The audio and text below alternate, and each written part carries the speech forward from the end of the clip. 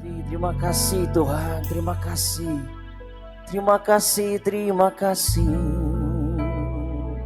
Terima kasih.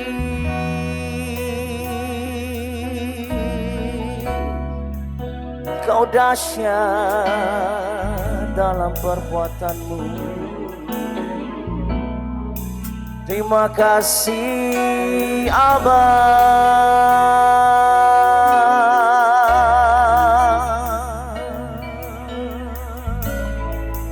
Diberkatilah namamu. We bless your name. We bless your name. We bless your name.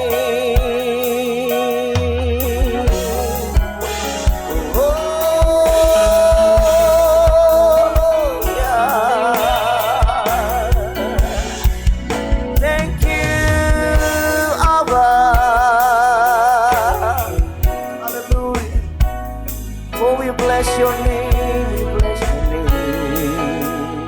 Hey. Betapa dahsyat Engkau Tuhan, pencipta segala yang ada. Oh dulu sekarang sampai selamanya. Hanya Engkau Tuhan, tak terselami pikiranmu, tak terukur panjang setiamu. Dulu sekarang sampai selamanya. Hanya Engkau Tuhan, ku sembah Engkau Yesus. Hanya Engkau Tuhan di hidupku, tiada yang lain, hanya Kau.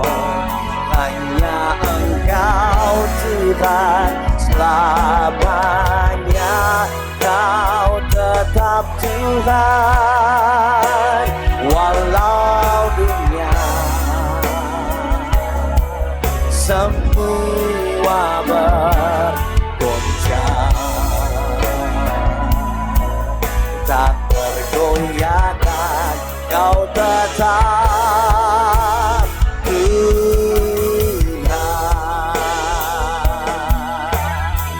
kita bangkit berdiri, mari deklarasi bersama-sama. Betapa dahsyat Engkau Tuhan, pencipta segala yang ada. Dulu sekarang sampai selamanya. Hanya Engkau Tuhan, tak terselami pikiranmu, oh tak terukur panjang setiamu. Dulu sekarang sampai selamanya. Hanya Engkau Tuhan, ku sembah Engkau Yesus. Hanya Engkau Tuhan di hidupku, tiada yang lain, hanya Kau. Oh hanya Engkau Tuhan selamanya. Kau tetap Tuhan walau dunia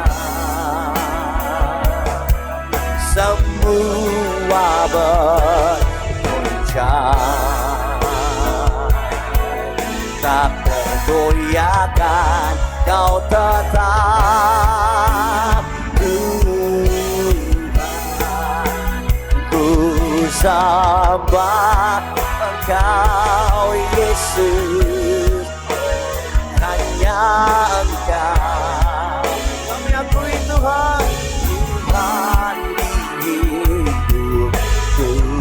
Tiada yang lain, tiada yang lain, hanya Kau, hanya Engkau Tuhan. Selamanya Kau tetap Tuhan, walau dunia semua bergoncang, tak tergoyahkan, Kau tetap Tuhan.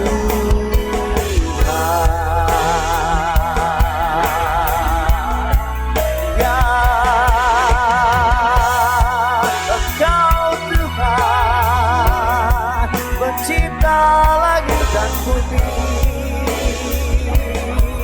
Oh, the beginning and the end, Engkau Tuhan yang bertata berdaulat. Oh,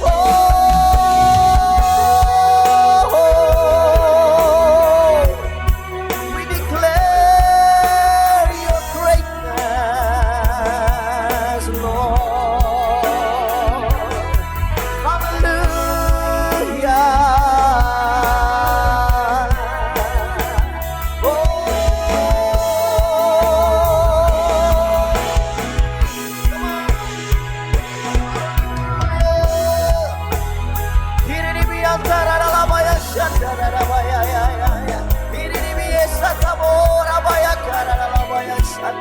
We worship You. Hallelujah, hallelujah, hallelujah. Ku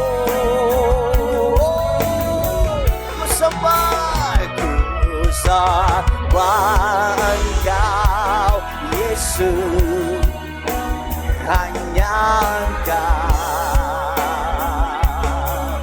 Tuhan di hidupku.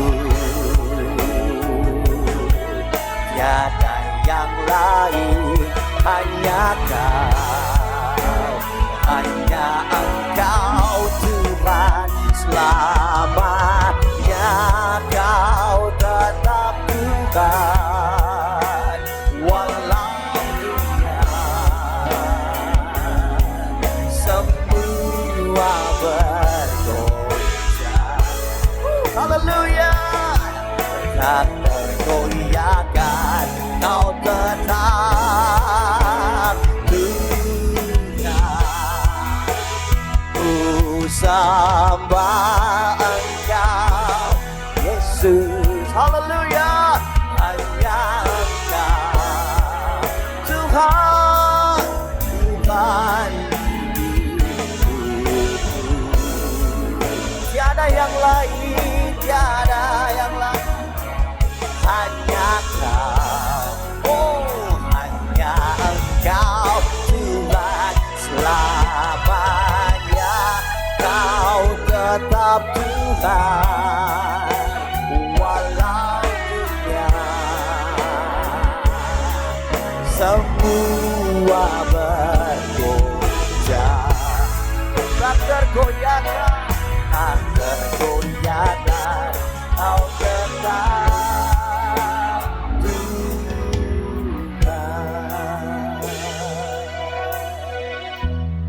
Yes, haleluya. Kau tetap Tuhan, Kau tetap Tuhan. There is power in the name of the Lord. There is strength in the name of the Lord. I am one with the Son of God. I'm protected. He watches over me. He never sleeps, He never slumbers. I am glad He knows my name. Hallelujah. There is power in the name of the Lord. There is power in the name of the Lord. Come on. There is strength in the name of the Lord. I am one with the Son of God. I'm protected. He watches over me. He watches over me. He never sleeps. He never slumbers. I am glad He knows my name. Hallelujah. I give you the glory. I give you the glory and honor. Yeshua, my God. Lion of lions, Hosanna to the one who reigns forever. My Father, my Maker, I love you. My healer, redeemer, let you reign forevermore. Yeshua, HaMashiach, Lion of Judah, you're the great I am. We declare Yeshua, HaMashiach, Lion of Judah, you're the great I am. Declare, there is power. There is power in the name of the Lord. There is strength in the name of the Lord. I am one with the Son of God. I'm protected. He watches over me. He watches over me. He never sleeps. He never slumbers. I am glad He knows my name. Oh, hallelujah. There is power in the name of the Lord. There is power in the name of the Lord. There is strength in the name of the Lord. Son of God, I'm protected. He watches over me. Sleep, He never slumbers. I am glad He knows my name. Oh, hallelujah. I give you the glory. I give you the glory and honor. Yeshua, my God. Lion of lions, Hosanna to the one who forever. My Father, my Maker, I love you. My healer, redeemer, let you reign forevermore. Yeshua, HaMashiach, Lion of Judah, you're the great I am. Oh, Yeshua, HaMashiach, Lion of Judah, you're the great I am. Yeshua, Yeshua, HaMashiach, Lion of Judah, you're the great I am. Oh, Yeshua, HaMashiach, Lion of Judah, you're the great I am. You're the Lion, you're the Lion of Judah. You're the Lion of Judah. You're roaring down from Zion. You're roaring down from Zion. You're the Lion of Judah. You're the Lion of Judah. You're roaring down from Zion.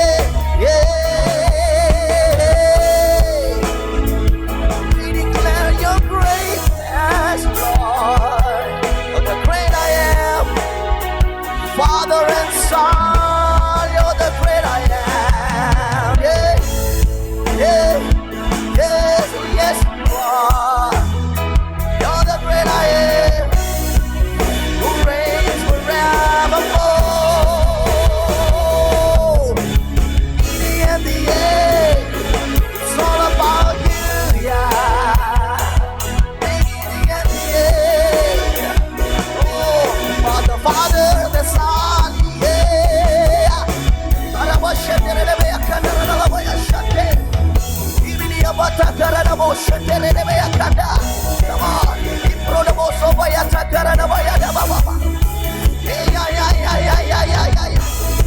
Oh, beginning and the end. It's all about the Father, the Son, the Holy Spirit. Hey, hey.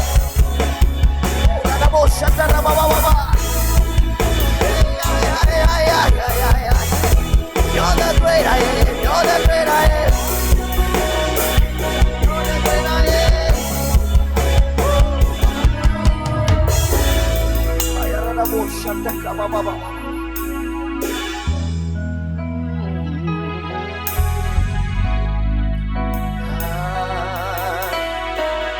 Oh yeah,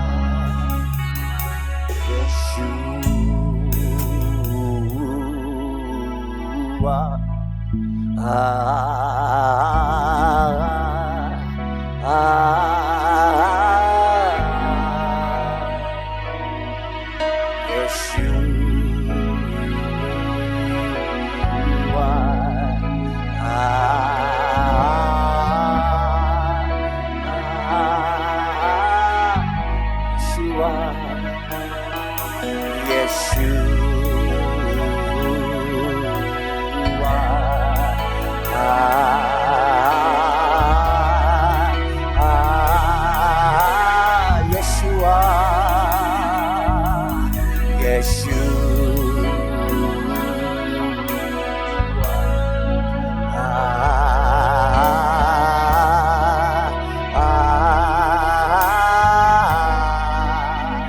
Yours is the kingdom.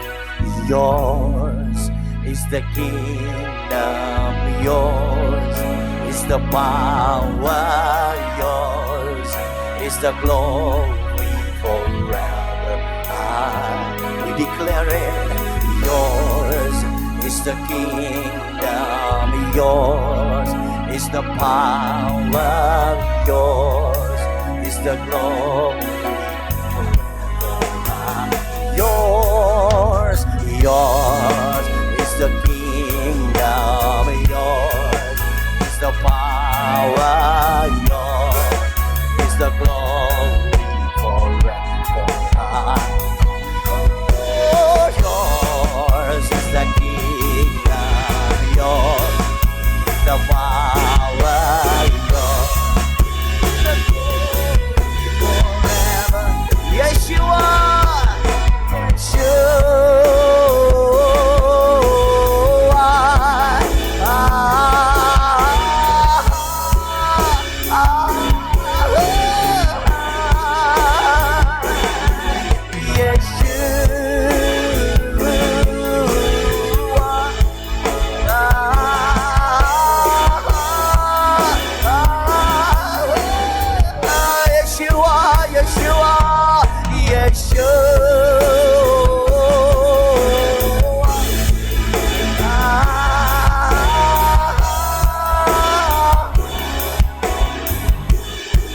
Yours is the kingdom, we declare it.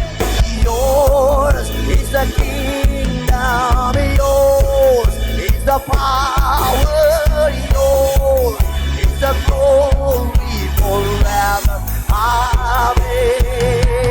Yours is the kingdom, yours is the power, yours is the glory forever. Yours is the kingdom, yours is the power, yours is the glory forever. Yours is the kingdom, yours is the power, yours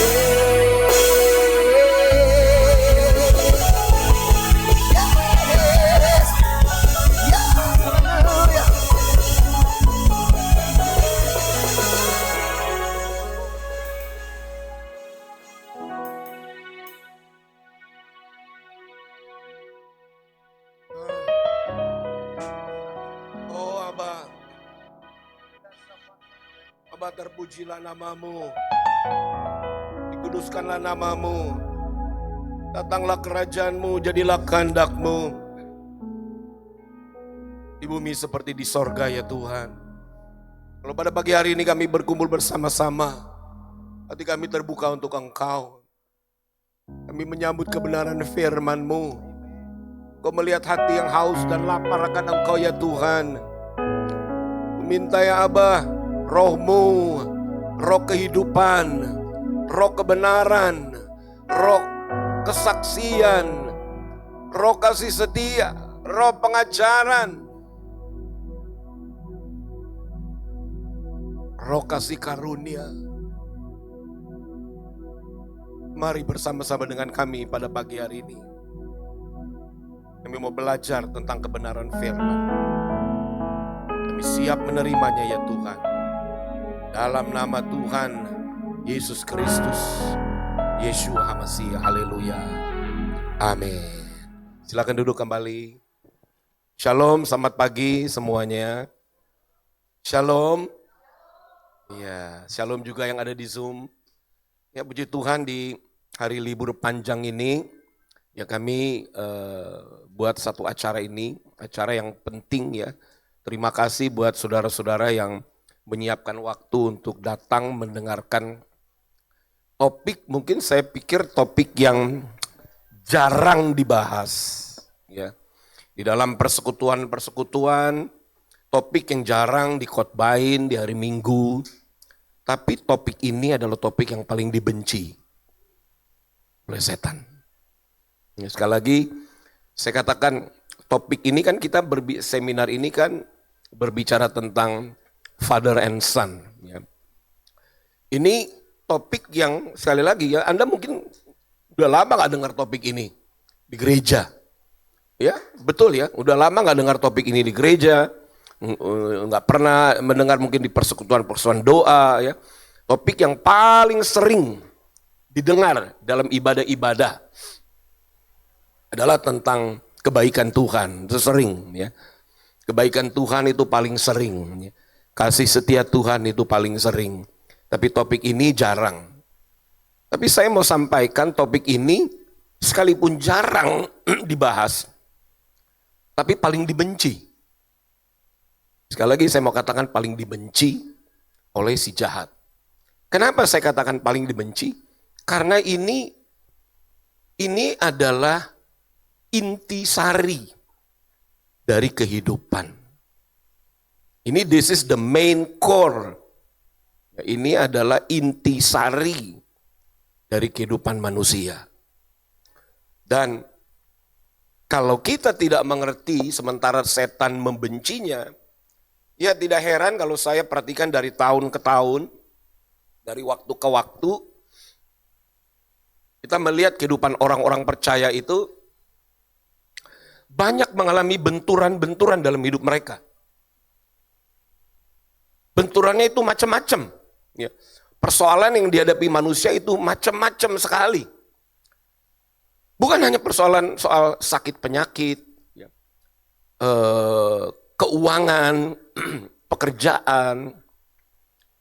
Tapi itu semua adalah persoalan yang ada di luar kehidupan manusia.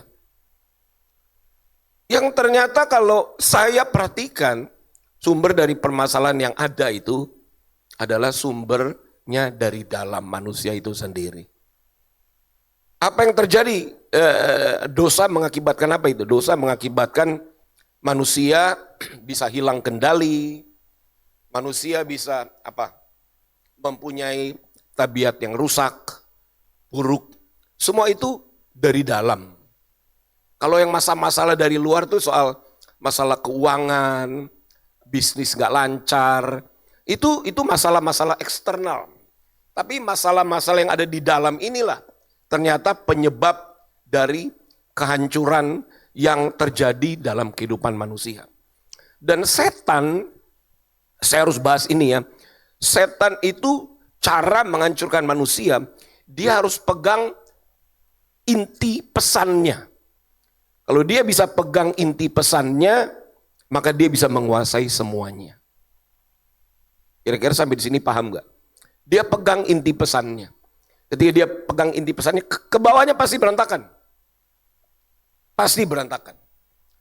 Saya kalau bahas topik Father and Son ini tidak bisa lepas dari topik-topik yang namanya dosa-dosa turunan, dosa warisan yang terjadi dalam kehidupan manusia, yang melekat di dalam garis keturunan manusia.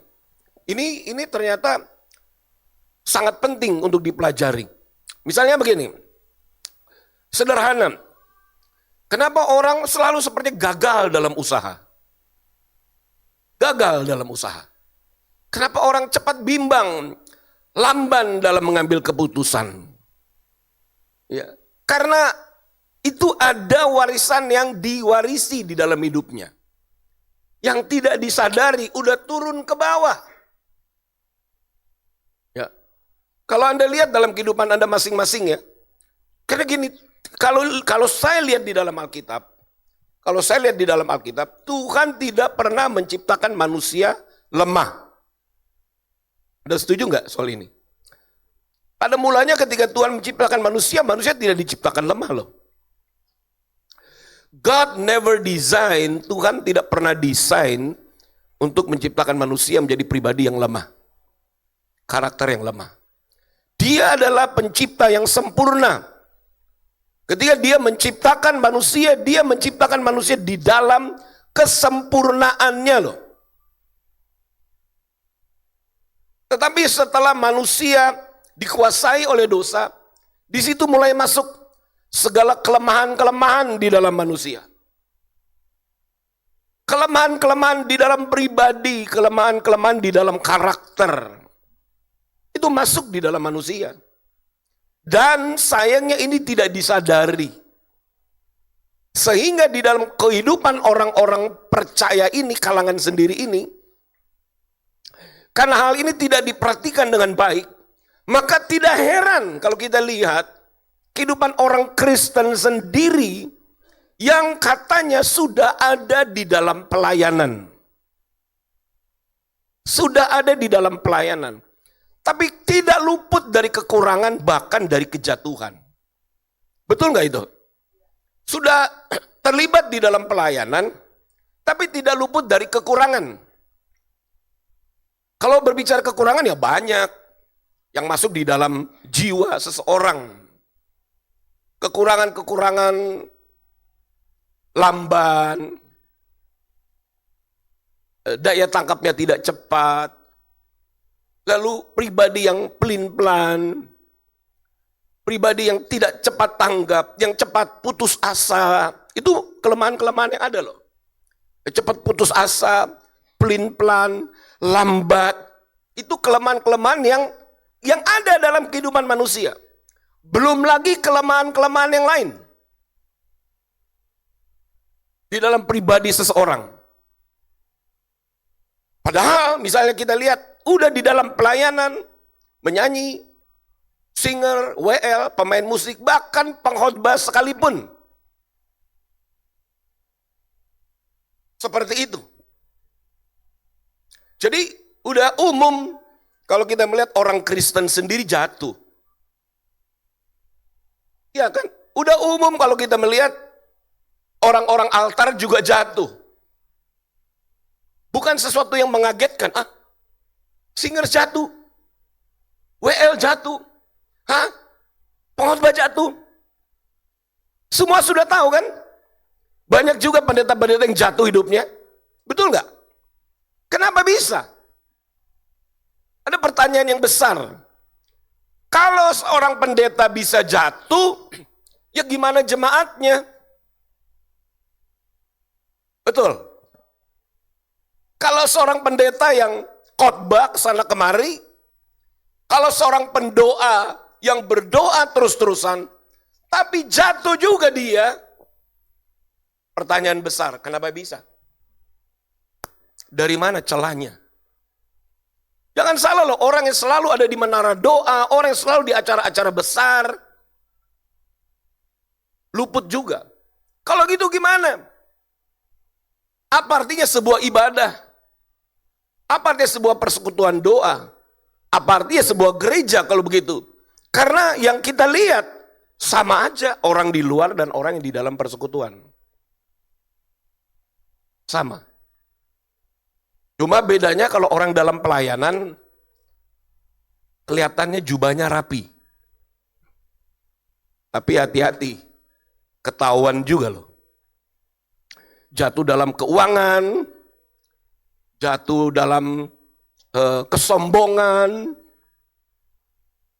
dan jatuh dalam dunia perzinahan. Kenapa problem ini bisa ada? Ini kita mau kupas dari sisi yang ini. Karena topik yang kita bicarakan di sini, yang namanya topik father and son, seorang apa? Kalau bahasa Indonesianya terjemahinnya apa? Ini kan father and son ya. Terjemahinnya seorang bapa dengan putranya. Ini satu hubungan yang sangat penting. Tidak bisa diignore. Tidak bisa diignore. Mau kita lihat secara jasmani ataupun kita lihat secara rohani. Ini nggak bisa diignore. Ini pesannya kuat. Ini pesannya kuat, nggak bisa diignore. Jadi, ya, silakan ya. Ayo masuk yuk. Ini ada di depan nih. Michelle, ajak ke depan. Ini ada sini.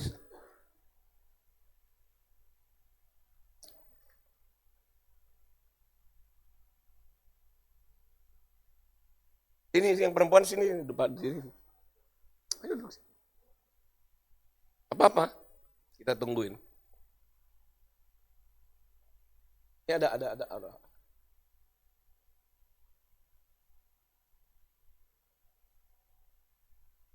Oke, saya terusin ya. Topik yang seperti ini jangan dianggap remeh ini. Karena justru di sini nih.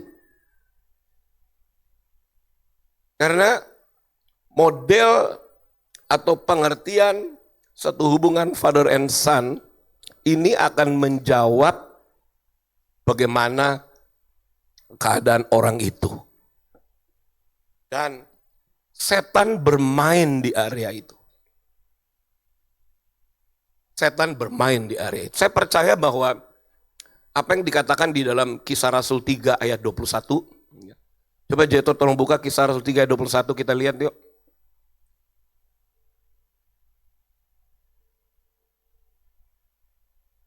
Di Kisah Rasul 3 ayat 21 dikatakan, Kristus harus tinggal di sorga sampai waktu pemulihan segala sesuatu. Seperti yang telah difirmankan oleh Tuhan dengan perantaraan nabi-nabinya yang kudus di zaman dulu. Jadi nabi-nabi itu di Alkitab Perjanjian Lama menubuatkan satu momentum yang namanya momentum pemulihan segala sesuatu. Jadi Kristus itu kan semua orang ngomong tentang, oh Yesus akan datang kembali. Tapi sebelum dia datang kembali, ada masa yang namanya masa pemulihan segala sesuatu. Sekarang kalau kita lihat, yang dimaksudkan oleh Kisah Rasul 3 ayat 21 ini, pemulihan segala sesuatu itu gimana? Kita harus tangkap dengan baik loh, karena sayangnya topik yang seperti ini kurang dibukakan di persekutuan-persekutuan. Kurang dibukakan di gereja. Bahkan kalau ada di antara saudara di sini yang sekolah teologi ya, topik father and son dibicarakan nggak? Nggak ada. Karena konsep yang ada di dalam dunia kekristenan dan di sekolah-sekolah teologi ya, konsep ini tidak dibahas. Pemulihan segala sesuatu yang hubungannya dengan father and son itu tidak dibahas. Kenapa? Karena setan sengaja menutup ini. Makanya tadi saya katakan topik pembapaan ya, istilahnya pembapaan atau father and son, itu jarang didengar oleh orang Kristen. Tapi topik lain yang mirip, topik kepemimpinan, oh sering dengar. Pemuritan sering dengar, betul nggak? Siapa yang belum pernah dengar topik kepemimpinan, seminar kepemimpinan yang belum pernah? Semua udah pernah dengar. Siapa yang belum pernah dengar topik pemuritan? Semua tahu topik pemuritan. Tapi father and son nggak ada yang kupas. Sebab begini, saya harus ngomong apa adanya. Kalau topik kepemimpinan tidak menyentuh Kisah Rasul 3 ayat 21 yang adalah pemulihan segala sesuatu. Menyentuh. Nanti di bagian sesi 2 kita kan ada break, ada makan, setelah itu ada sesi 2, Anda boleh tanya ini. Dalam topik kepemimpinan tidak menyentuh Kisah Rasul 3 ayat 21, nggak menyentuh. Topik pemuritan juga nggak menyentuh kok. Kalau mungkin ada yang bertanya, oh di kami di topik pemuritan ada kok, yaitu pemulihan hati Bapa. Itu belum menyentuh.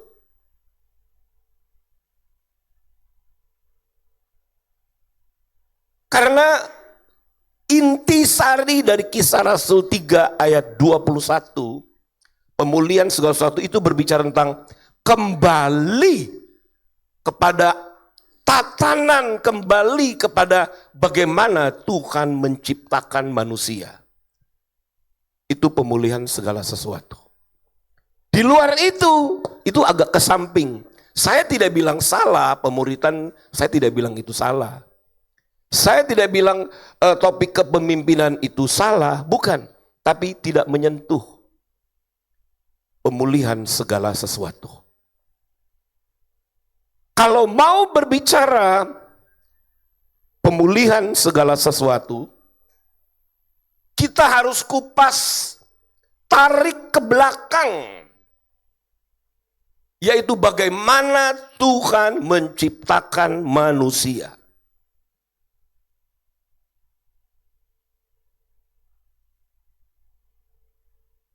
DJ sini J, sama Abigail depan, temenin Jaden.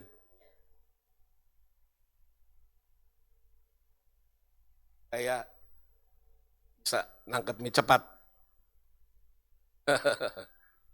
Ya sekali lagi ya, bahwa tujuan dari Kisah Rasul 3 ayat 21 itu lebih dari sekedar pemulihan segala sesuatu, lebih dari sekedar orang sakit dipulihkan, orang stres disembuhkan, orang gila disadarkan, orang yang berhutang, hutangnya lunas, orang yang tidak punya uang jadi punya, bukan begitu. Tapi kalau versi yang benar pemulihan segala sesuatu itu kembali seperti penciptaan awal. Itu dia. Saya kan untuk mendalami topik ini saya berdoa, kan Roh Kudus perlihatkan kepada saya. Karena saya bertanya, kenapa ya Tuhan? Orang Kristen ini kok rentannya sama dengan orang-orang lain.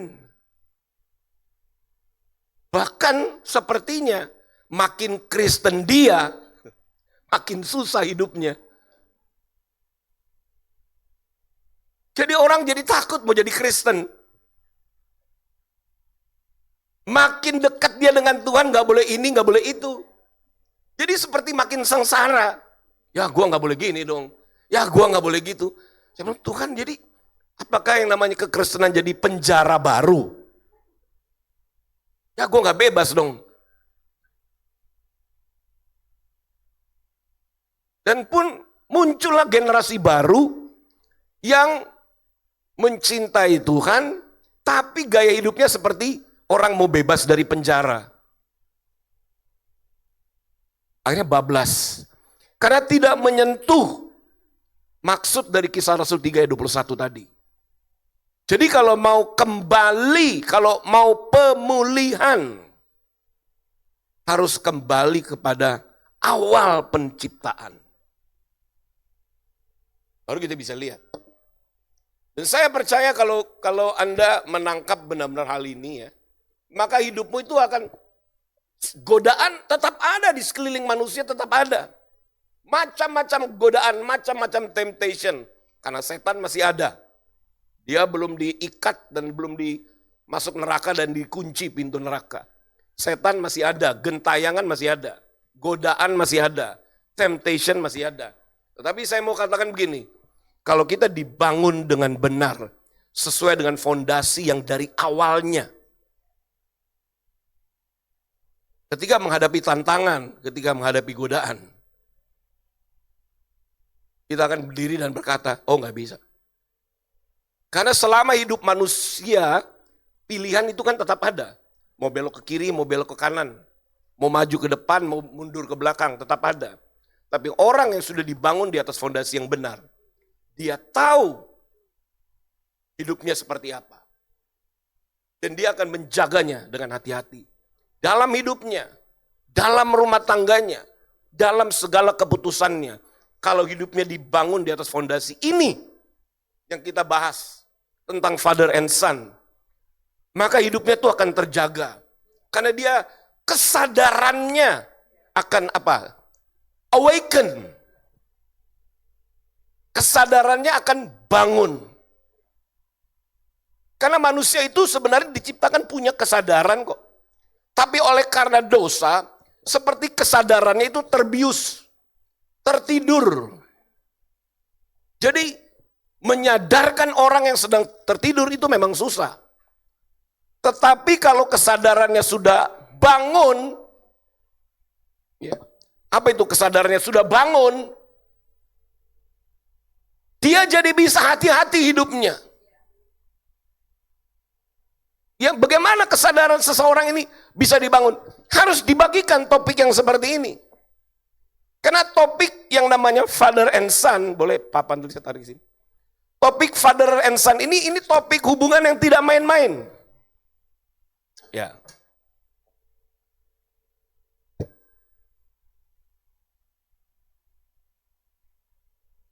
Ya, ini father and son. Ini topik hubungan yang punya satu hubungan yang tidak main-main. Punya satu hubungan timbal balik yang tidak main-main. Maka orang yang memiliki pengertian tentang hubungan seperti ini, saya jamin hidupnya akan terjaga. Mulai dari kesadaran hidupnya. Tawaran begitu banyak, tantangan begitu banyak. Tapi kalau orang yang punya pengertian tentang ini. Jadi ini masuk di dalam program Kisah Rasul 3 ayat 21. Pemulihan segala sesuatu harus dimulai dari hubungan.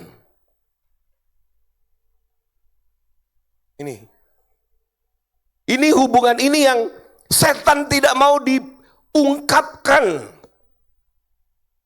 Kalau hubungan ini tertutup, tidak dibukakan, maka setan tetap punya andil di dalam kehidupan manusia. Nah, kalau kita lihat di dalam Alkitab, memang setan berusaha merusak hubungan seperti ini. Ya, kalau hubungan seperti ini, orang-orang yang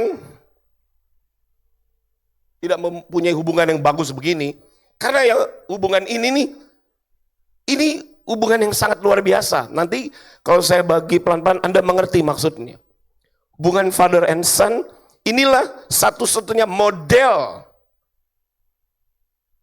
yang Tuhan ajarkan pada waktu Tuhan menciptakan manusia. Template-nya ya begini.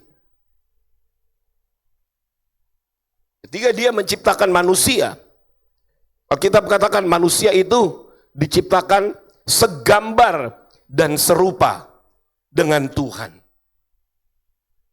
Nah, jadi hubungan ini, hubungan gambaran ini kan sudah rusak. Jadi kalau hubungan ini sudah rusak, Maka kita bisa melihat bahwa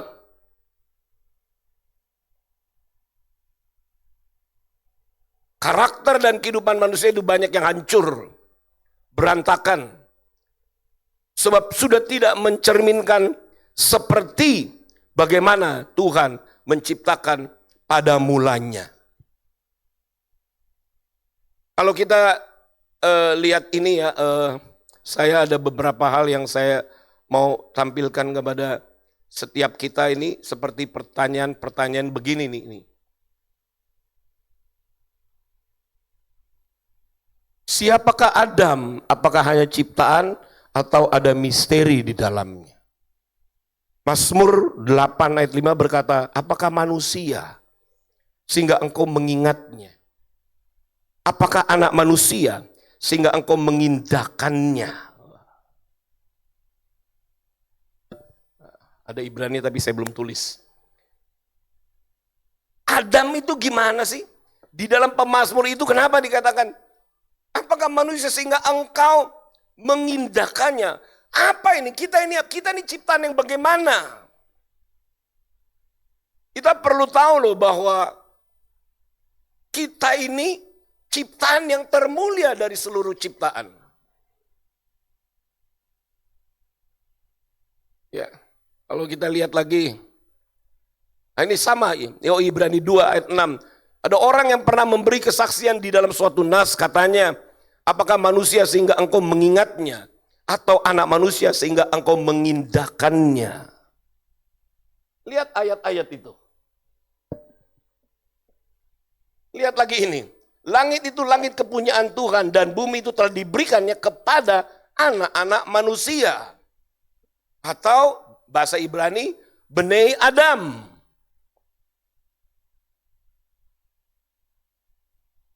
Bagaimana sih manusia? Kenapa manusia ini begitu hebat? Dari seluruh ini kita lagi kembali kepada intisari supaya kita bisa mengerti ini.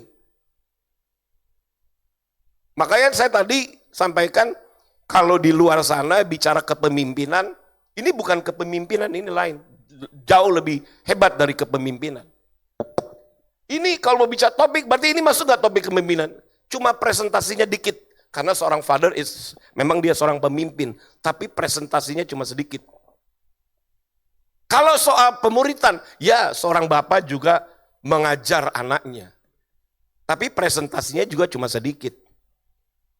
Jadi yang intinya ini harus kita bagi, harus kita pelajari, harus kita kupas yang ini. Ya mungkin berapa persen kalau kita ngomong kepemimpinan. Ya mungkin berapa persen kalau kita ngomong pemuritan. Sebab kalau pemuritan, atasnya guru. Guru dengan murid. Kalau seorang pemimpin, pemimpin dengan anak buah. Ini bukan pemimpin dengan anak buah.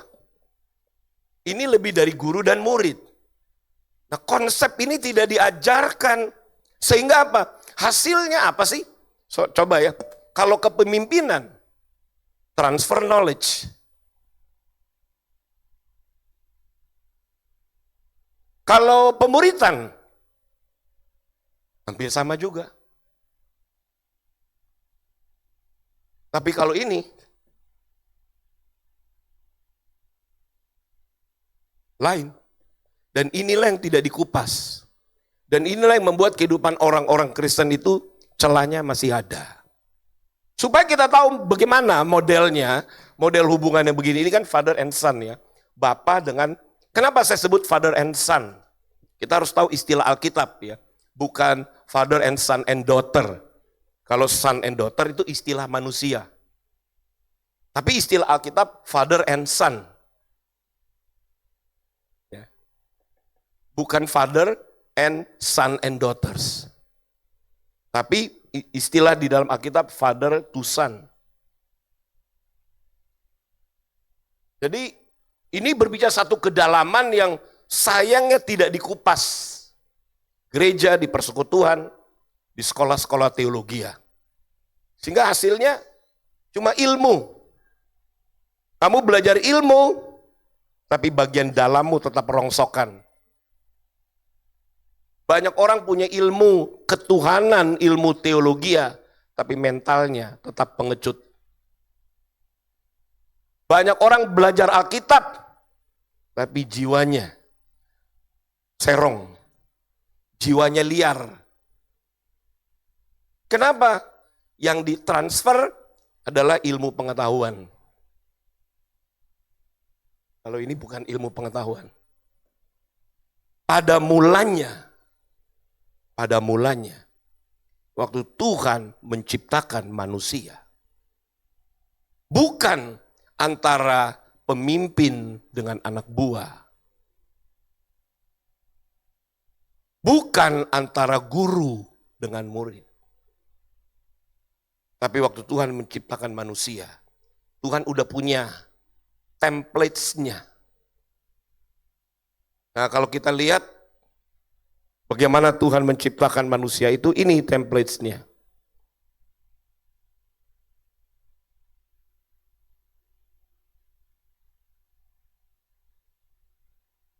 Bahasa Inggrisnya. Gak apa-apa. Bahasa Inggris gak apa-apa. Nah, bahasa Inggris ya. Let us make mankind in our image and likeness. Marilah kita menciptakan manusia. Apa itu dikatakan?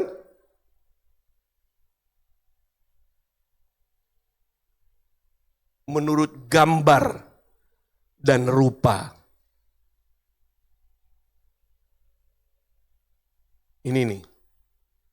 Ini gambar dan rupa. Ada modelnya.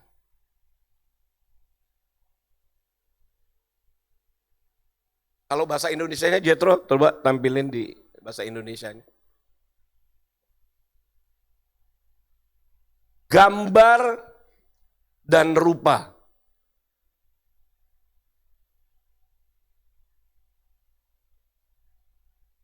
Ini satu ciptaan yang satu-satunya. Oke, ini ada bahasa Indonesianya Jet. Balik lagi ke iPad. Satu-satunya ciptaan yang diciptakan ada templates. Cuma kita. That's amazing. Gak ada lain. Ini yang membuat setan benci. Hey, malaikat itu ciptaan yang sempurna, tapi bukan gambar dan rupa. Angel is a spirit being, powerful being, but it's not according to the image and likeness. Jadi Alkitab menceritakan, makanya kita tarik nih kalau ngomong tentang konsep ini, kita tarik ke belakang bagaimana manusia diciptakan. Kenapa setan jatuh? Nah, kalau kita lihat kenapa setan jatuh, kitab Mazmur, Jethro tolong buka. Waktu Tuhan mau menciptakan, dia panggil dulu malaikat. Karena malaikat-malaikatnya kan lebih ada duluan daripada manusia. Jadi ditulis dalam kitab Mazmur, Tuhan ada di dalam sidang ilahi. Bahasa Inggris, Jet. Sidang ilahi untuk apa? Ini kan kalau kita baca ini kita nggak tahu nih. God stands in the congregation of the mighty. Itu angels, itu the mighty. Jadi kenapa dikumpulin para malaikat ini mau ngapain? Karena Tuhan mau melibatkan mereka dalam satu proyek besar. Ya penasaran dong, karena malaikat yang posisinya tinggi, yang namanya Lucifer ini posisinya tinggi dia. Tinggi sekali. Kalau ranking malaikat dia posisinya tinggi. Archangel. Archangel itu malaikat panglima, kepala, pemimpin. Jadi saya mulai bertanya-tanya, jangan-jangan istilah kepemimpinan dari dia lagi. Karena malaikat ini, Archangel ini salah satu panglima dan pemimpin. Jadi waktu dikumpulnya para malaikat itu, dan Elohim katakan, kalian harus terlibat dalam satu masterpiece. Ya tentu dong malaikat bertanya ini masterpiece seperti apa. Baru muncul statement ini. Baiklah kita menciptakan manusia menurut gambar dan rupa kita. Ya cemburulah malaikat-malaikat itu. Karena sebelumnya di takhta tidak pernah ada ciptaan yang sempat disebut image and likeness, gak ada. Dan Tuhan kalau dibilang gambar dan rupa berarti ada contoh, ada sampel. Nah gambar dan rupa yang disebut di sini, inilah gambar dan rupa.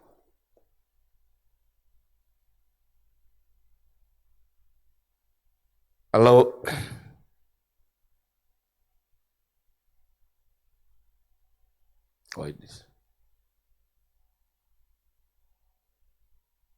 ini nih, bentar.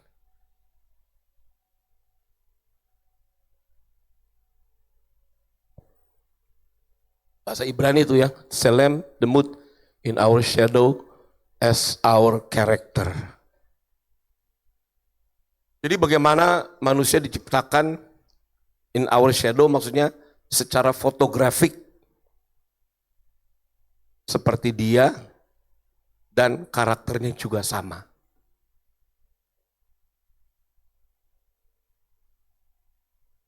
Bisa lihat nggak? Ini bukan transfer knowledge. Waktu Tuhan menciptakan manusia, bukan transfer knowledge. Tahu kan transfer knowledge? Pengetahuan, bukan. Tapi relation, satu hubungan. Ini relasi, hubungan.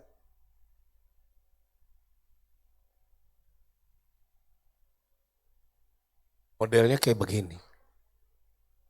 Bukan kepemimpinan, tapi relasi. Bukan antara guru dengan murid. Memang, jangan salah lu ya, saya ngomong ini tangkapnya harus jelas. Memang Yesus juga mengajar. Karena selama Yesus ada, dia juga sebagai guru. Tapi inti sari dari keberadaan Yesus selama 3,5 tahun itu, dia memberikan sebuah contoh yang namanya contoh hubungan. Dia memberikan contoh hubungan. Jadi yang namanya contoh hubungan ini nantinya ini akan ada namanya impartasi.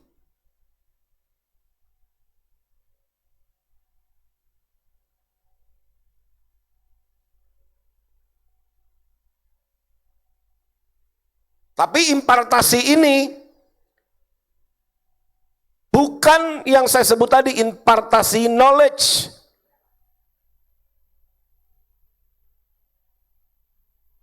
Tapi impartasi yang akhirnya melahirkan karakter.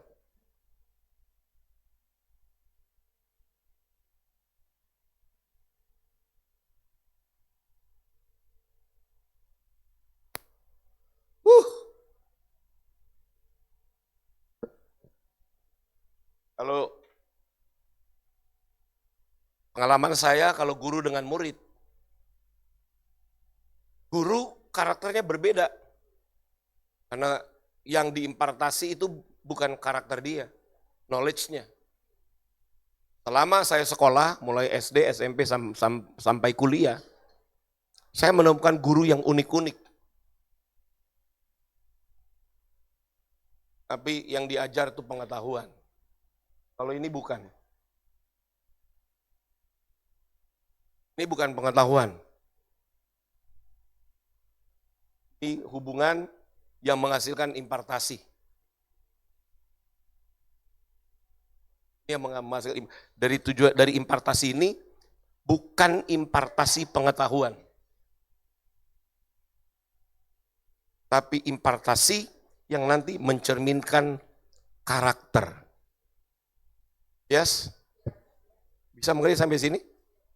Ini baru saya lewat gambar-gambar gini biar kita mengerti. Kenapa? Nanti kalau udah hubungan, ini kan relasi, impartasi karakter ini terbangun apa di sini? Bahasa.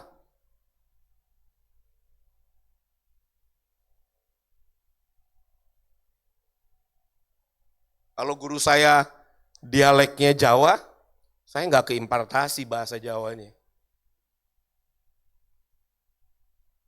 Gurunya medok seperti itu, murid nggak peduli. Yang penting 2 kali 5, 10.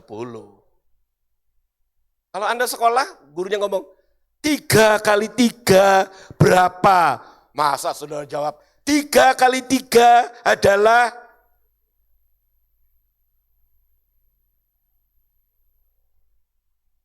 Tapi kalau ini,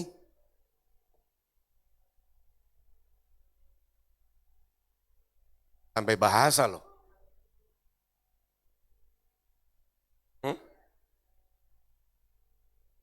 Dari karakter ini akan terbangun bahasa.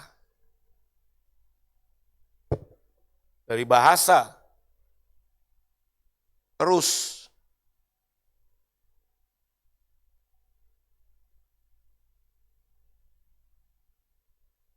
nah, nilai hidup, prinsip.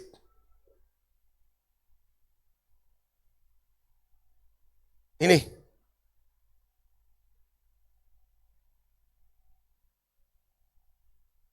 Rumah tangga yang gagal tidak berhasil mempunyai hubungan. Tidak berhasil mempunyai impartasi ke bawah. Tidak berhasil menghasilkan satu karakter. Tidak berhasil menghasilkan bahasa. Instead, bahasa diperoleh dari luar. Kira-kira gimana? Value dan karakter dari luar, dari pergaulan.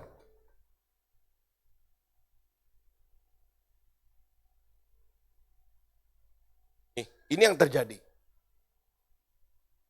Pergaulan lebih kuat.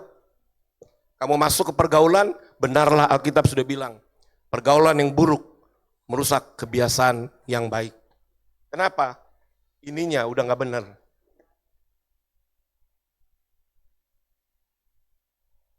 Putus, nggak ada. Value dari luar. Bahasa dari luar. Karakter dari luar. Dan itu yang setan mau. Karena apa yang ada dari luar, ya, kita pakai yang gampang-gampang aja deh penyampaiannya. Ini juga datang dari satu, yaitu setan.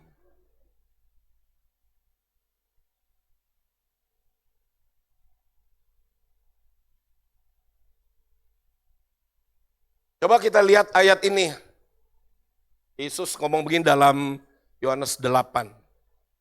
Kenapa kamu tidak dapat mengerti bahasaku?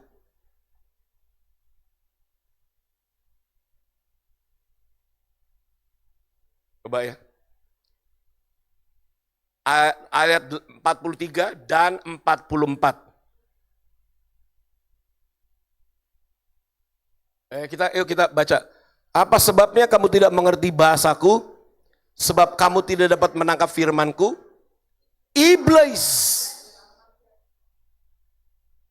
Lagi ya.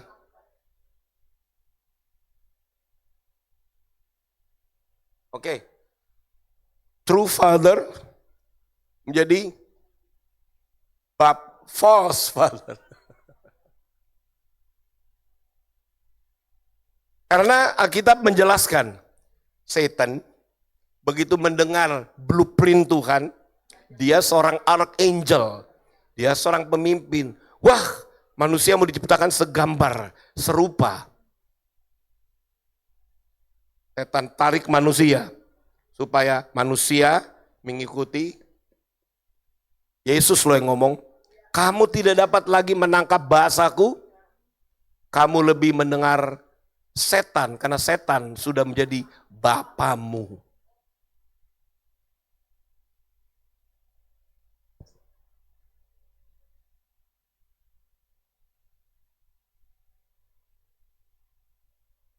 Dan kalau ini sudah terjadi dalam kehidupan rumah tangga, gak heran rumah tangga itu bisa hancur mudah.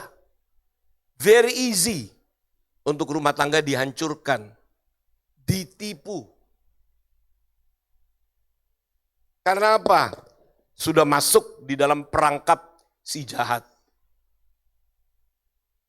Kalau sudah masuk dalam perangkap si jahat, maka kita bisa lihat setan itu langsung menguasai kehidupan atau peradaban manusia.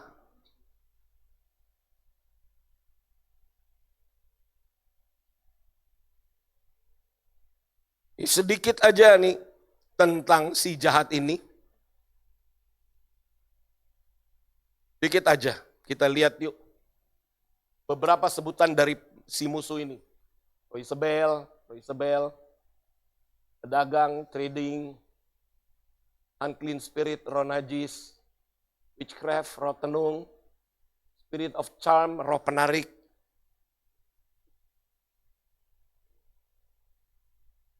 Jadi tanpa sebab orang bisa kepincut kemana, ini ada sihirnya. Spirit of charm, lagi false spirit, roh kepalsuan, lying spirit, roh dusta, spirit of the world, loh, roh dunia. Iya, itu istilah setan tuh samek mem. Oke, itu nanti aja, itu terlalu susah. Jadi itu yang terjadi. Karena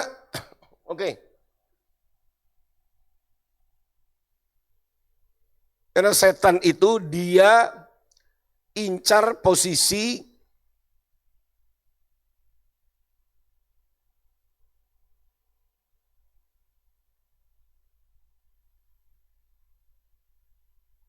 ya ini patung, bukan. Ini. Dia mau menjadi sama seperti yang maha tinggi.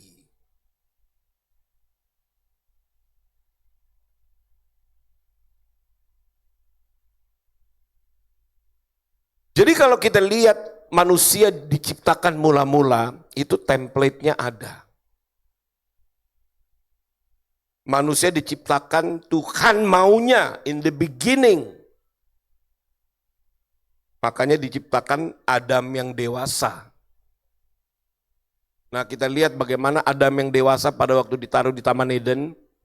Adam ngomong apa, nama-nama binatang itu akan sama seperti binatang itu diberi nama, maka binatang-binatang itu memiliki sifat sesuai dengan nama-nama mereka.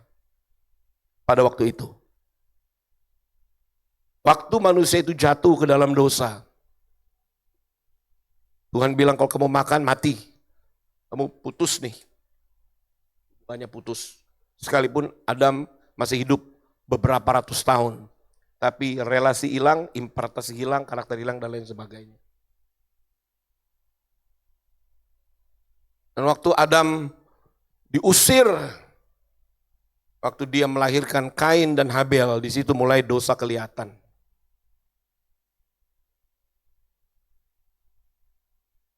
Kain, kecemburuan sudah masuk di dalam dirinya. Kenapa lu mesti cemburu? Iri hati sudah ada di dalamnya. Dan iri hati itu membangkitkan roh pembunuhan. Dan akhirnya dibunuhlah saudaranya Habel.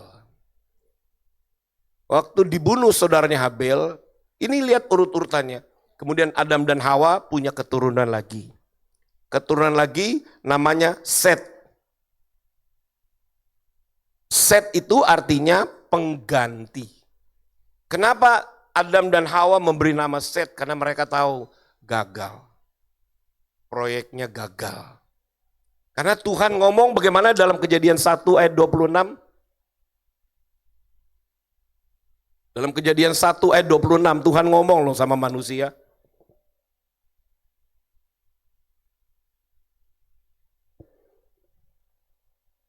Ya.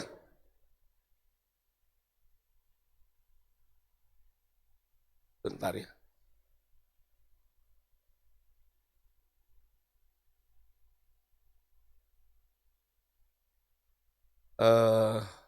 Coba cari itu ayat Jethro yang beranak cuculah.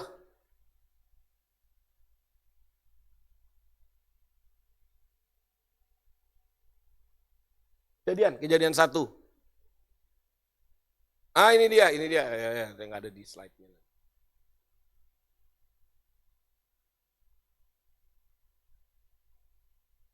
Atau ini nih, seperti yang di slide saya. Dan enak. Ketika Tuhan memberkati mereka, lalu saya pakai terjemahan asli ya, jadi Elohim. Elohim berfirman kepada mereka, beranak cuculah dan bertambah banyak.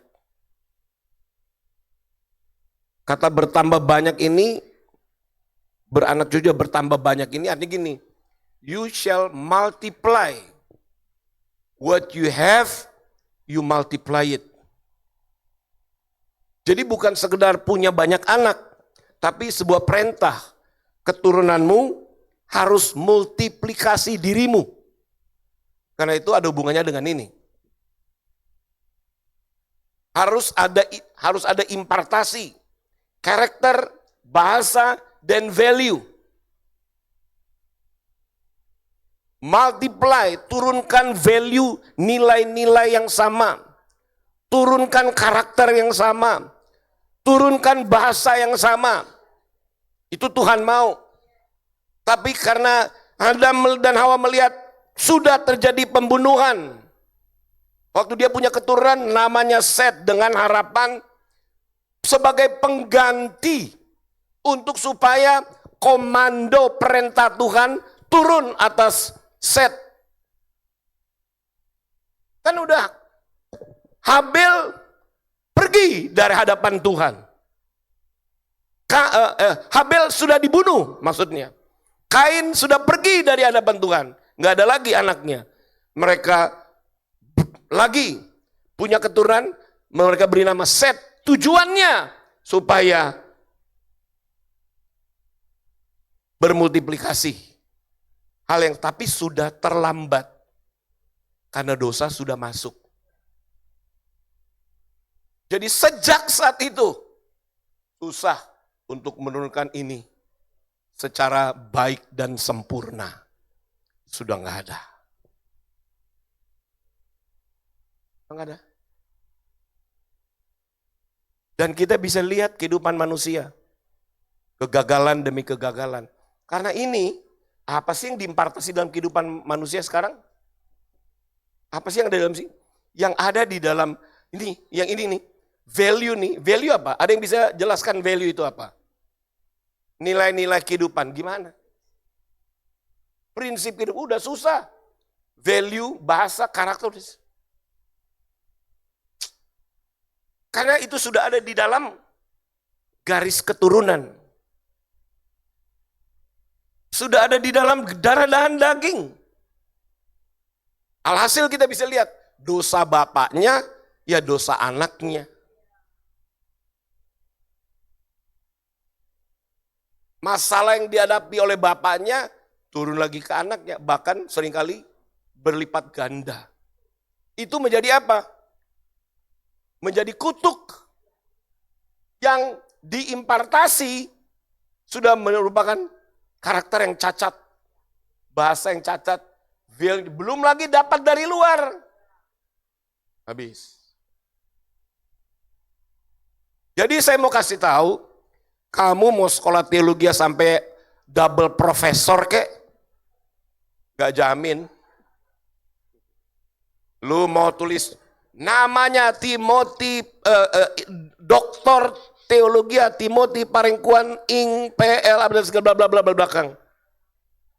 MTH apa nggak ada.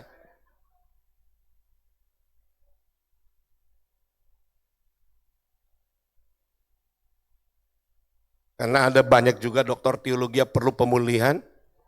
Karena ada dosa yang tersembunyi. Kamu pakai baju pendeta 7 lapis. juga nggak bisa.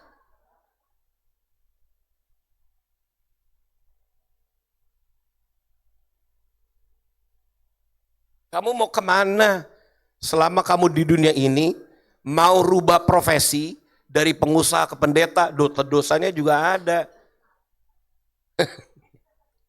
Dari pendeta jadi pengusaha, dosanya juga ada. Mau kemana lu?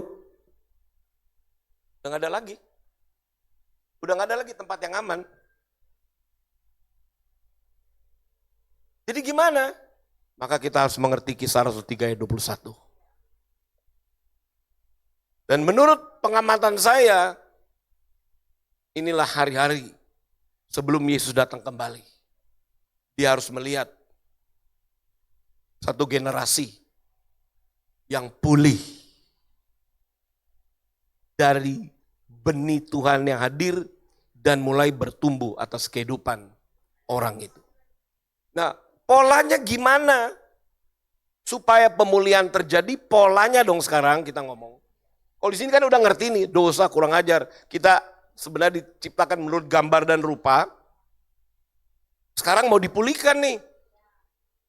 Konsepnya gimana? Tuhan tetap pakai konsep ini. Karena untuk memulihkan sampai ke harus ada impartasi karakter, impartasi bahasa, impartasi value. Ini konsepnya harus begini. Nggak bisa yang lain karena ini udah template. Gimana polanya? Maka Tuhan memanggil orang-orang tertentu untuk ada di dalam peran ini.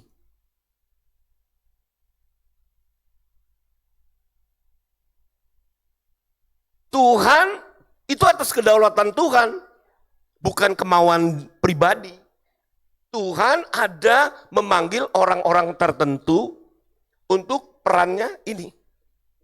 Kamu tidak bisa ngomong kepada Tuhan yang tidak kelihatan dengan sebutan Bapa, karena Tuhan juga yang melantik orang-orang tertentu supaya kamu dapat mengenal Bapa yang tidak kelihatan, maka Tuhan bawa kepadamu figur yang dapat kamu lihat.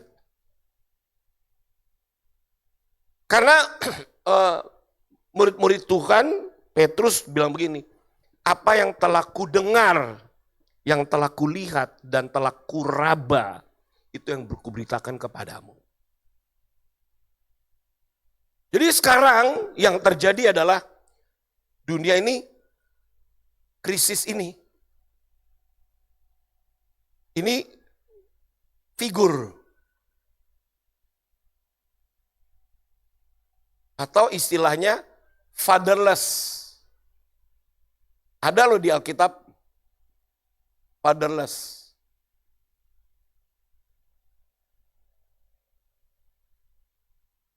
Kalau fatherless, maka untuk pencetakan satu generasi yang memiliki karakter yang sama dengan Yeshua, ini sulit. Kenapa? Harus tetap ada modelnya, harus tetap ada. Sementara apa yang terjadi dalam dunia kekristenan, ininya berubah menjadi leader. Karena leader bukan figur. Dia hanya transfer knowledge.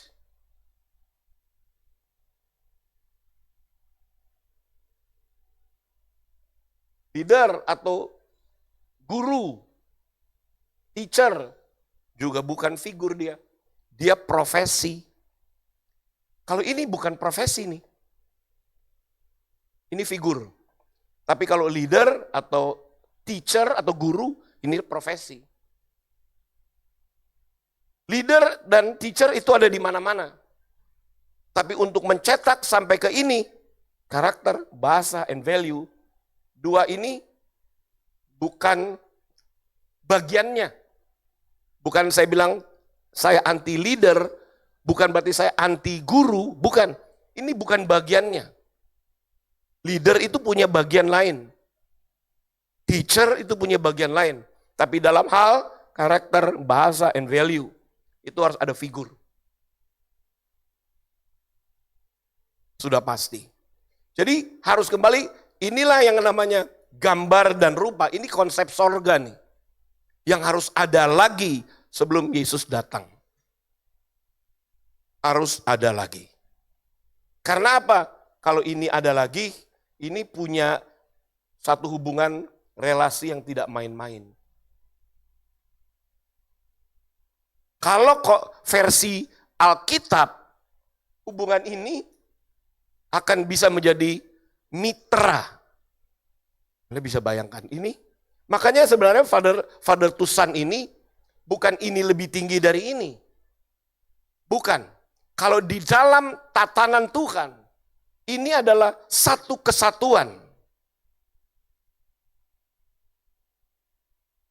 Bukan, oh leader nih, ini murid nih. Bukan. Ini satu kesatuan yang bisa jadi mitra.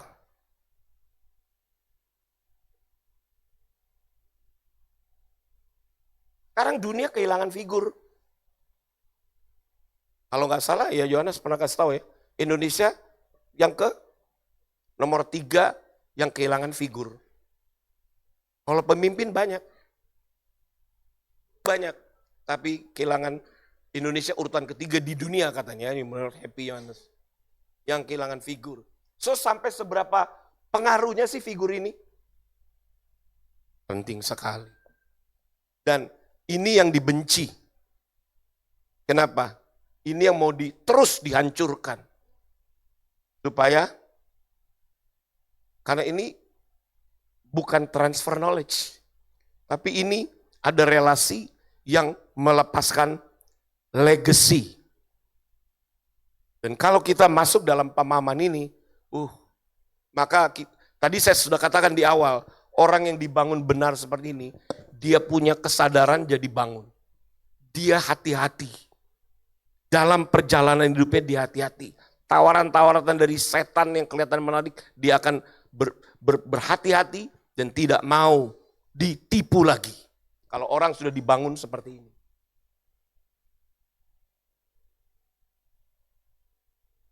Ini yang udah kita nggak dengar lagi di mana-mana. Generasi sudah figureless, fatherless. Apa yang mau dicapai? Figurnya adalah teknologi.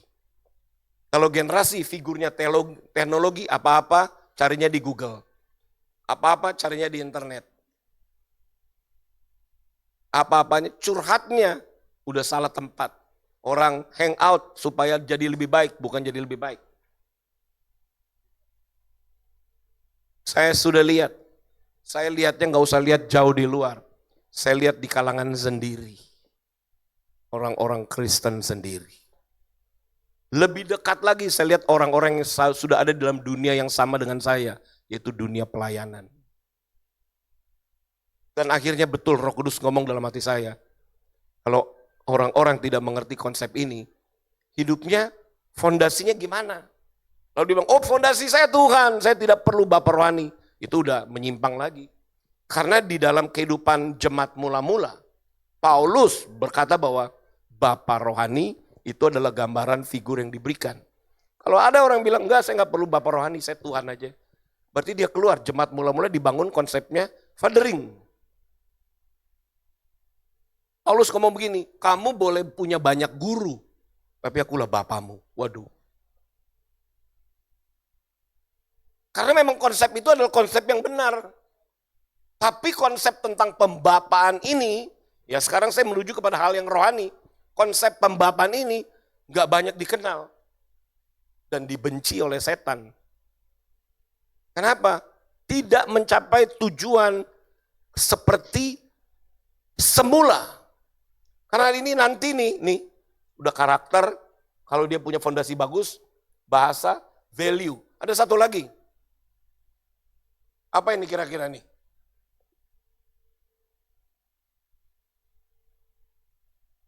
Oh berarti ada 2. Oke, ini ada identitas.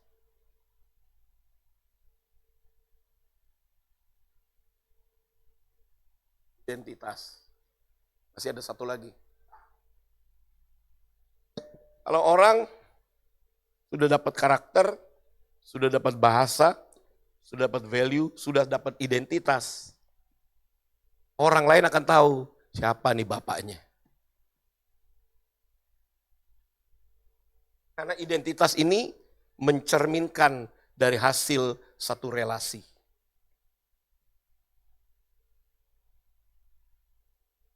Kalau udah sampai ini, keren loh ini. Ini pola pikir, cara mengambil keputusan. Makanya istilah orang Amerika itu like father, like son. Karena udah sama identitasnya.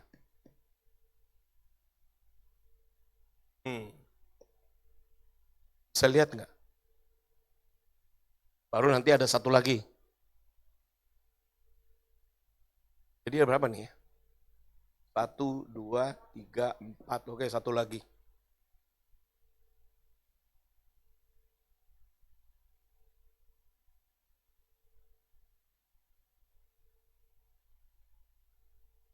Otoritas. Jadi kalau misalnya sekolah teologi ya, ini saya harus breakdown dengan benar nih. Ngomong tentang otoritas. Bagaimana kamu bisa dapat otoritas? How? Kalau tidak ada proses begini. Mana caranya? Apakah itu otoritas jatuh dari langit? Pokoknya dalam nama Yesus.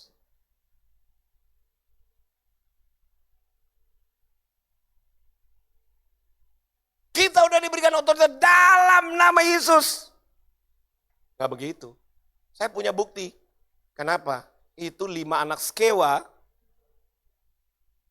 Tahu kan ceritanya? Mau buang, bilang dalam nama Yesus. Malah mereka kerasukan setan.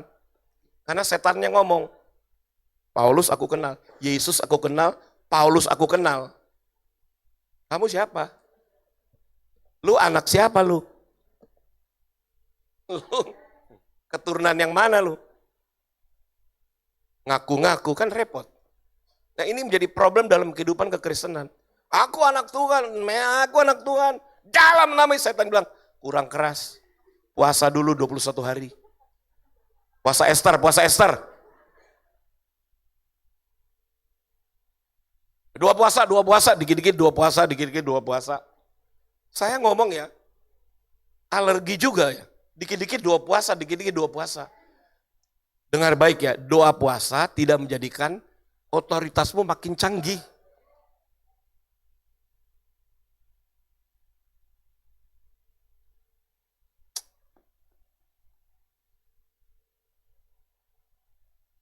Paling-paling kalau doa puasa, ya bagusnya badan jadi teratur ya.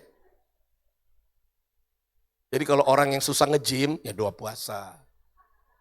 Cukup membantu. Tapi kalau mau ngomong otoritas, nggak bisa.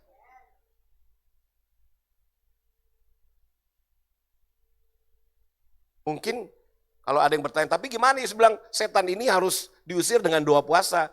Ya mungkin sifatnya juga orang yang rakus.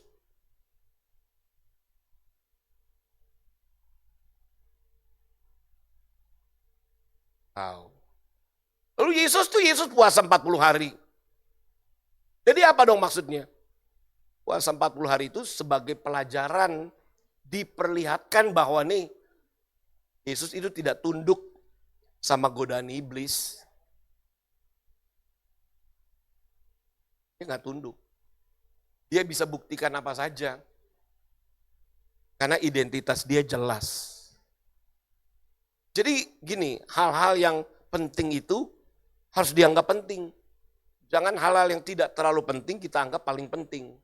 Nanti kita keluar karena gini. Saya bukan anti puasa loh ya, jangan sampai saudara berpikir, wah Pak Timi udah anti puasa. Bukan, puasa itu tidak bisa menghasilkan identitas. Identitas itu lahir dari relasi. Sekali lagi ya, bukan saya anti puasa. Metode puasa apapun saya pernah ikuti kok. Pernah juga puasa Daniel, tinggal puasa Arthur gimana. Puasa Esther juga pernah, 3 hari gak makan gak minum. 40 hari juga pernah. Pernah, bukan saya anti puasa, pernah kok. Setiap Sabtu puasa juga. Udah. Tinggal mungkin puasa Yeskil atau gimana kali, nggak tahu, nanti versi baru lagi. Saya udah pernah puasaan nggak makan, puasa nggak nonton TV, puasa tidak megang HP, udah. Tapi itu bukan menjadikan saya jadi lebih hebat ternyata. Tapi kalau saya mengerti tentang ini, karena ini menghasilkan ini ujungnya.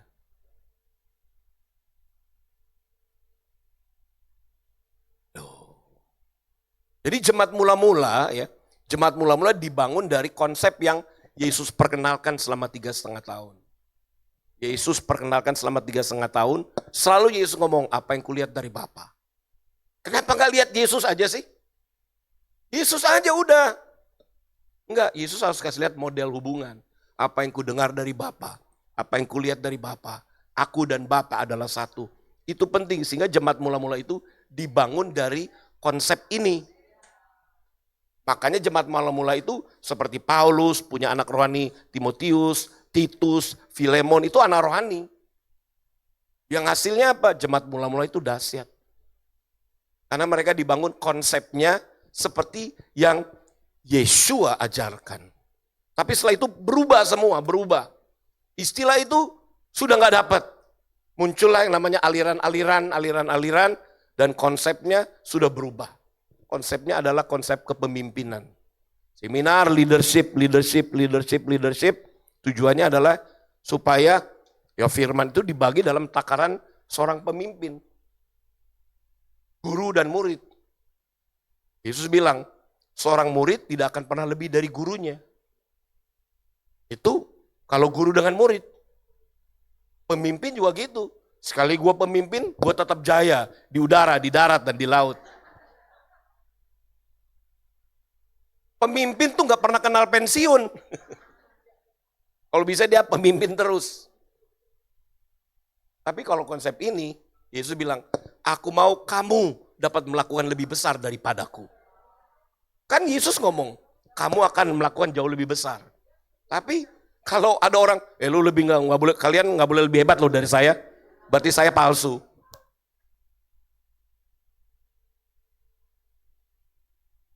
Ini yang cari begini nih yang harus penting nih. Kalau kita mau kembali kepada apa yang Tuhan desain dari awal. Sampai di sini mengerti? Nanti habis ini kan sesi break. Ada makan? Oh, ada makan, lo keren. Habis ini kita akan makan, habis itu sesi kedua tanya jawab ya. Jadi apa aja yang mau ditanya silakan ditanyakan. Hah? Iya. Jadi ini, konsep ini nggak dibicarakan. Saya juga nggak ngerti ya, karena saya bukan orang sekolah teologi ya sih. Jadi saya pasti tanya sama Happy Yohanes, kenapa konsep ini kok tidak diajar ya? Saya juga nggak tahu. Menurut analisa saya, mungkin setan sengaja menutup konsep ini. Sebab kalau ini dibukakan kembali seperti semula, habis dia. Setan gak bisa buka lapak. Gak ada lapak lagi maksud saya. Gak punya tempat dia udah untuk bertengger.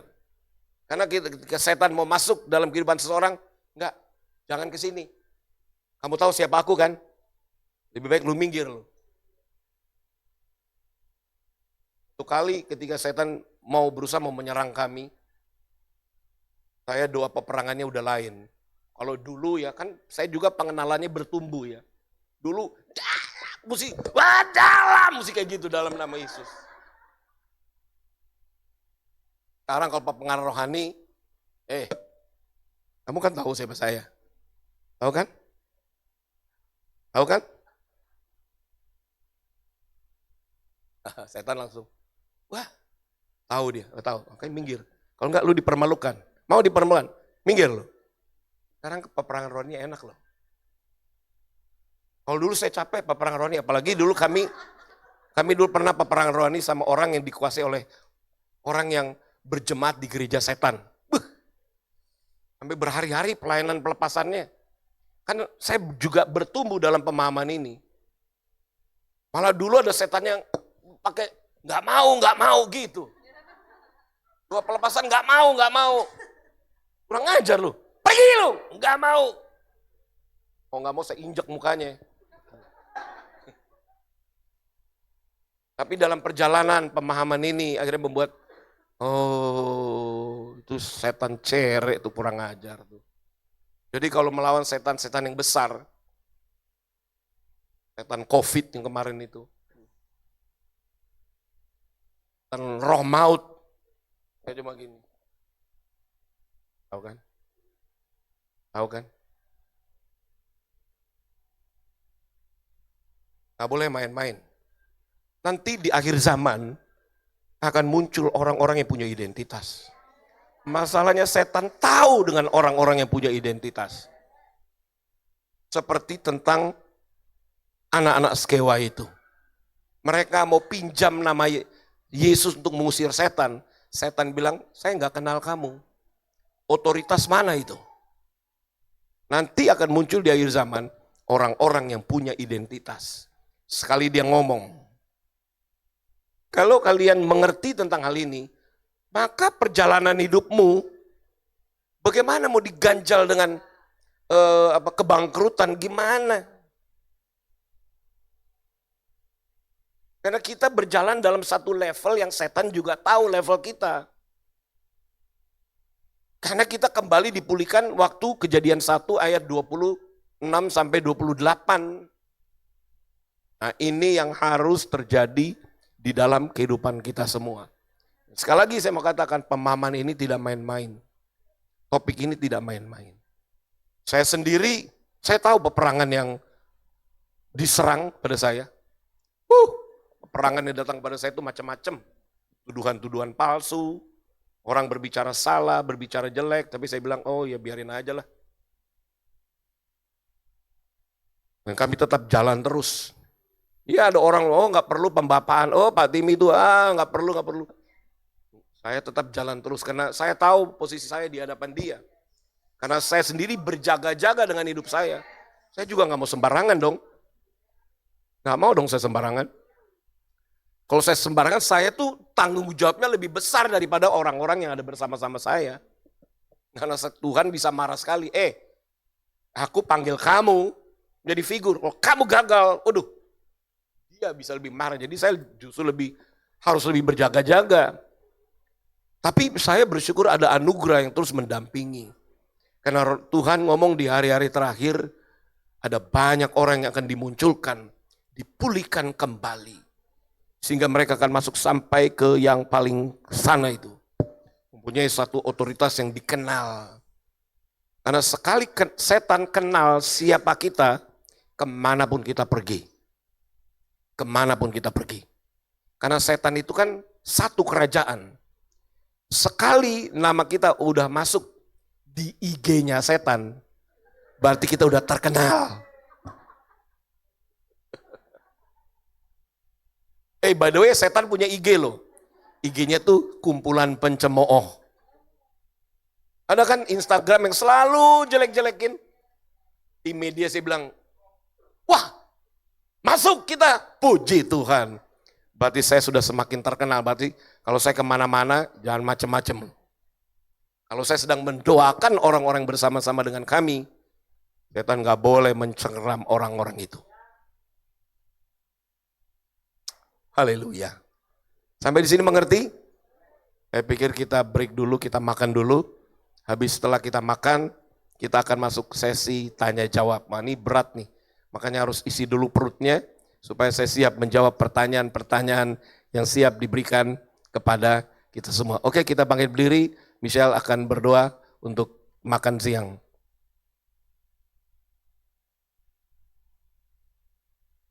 Ayo kita bangkit berdiri.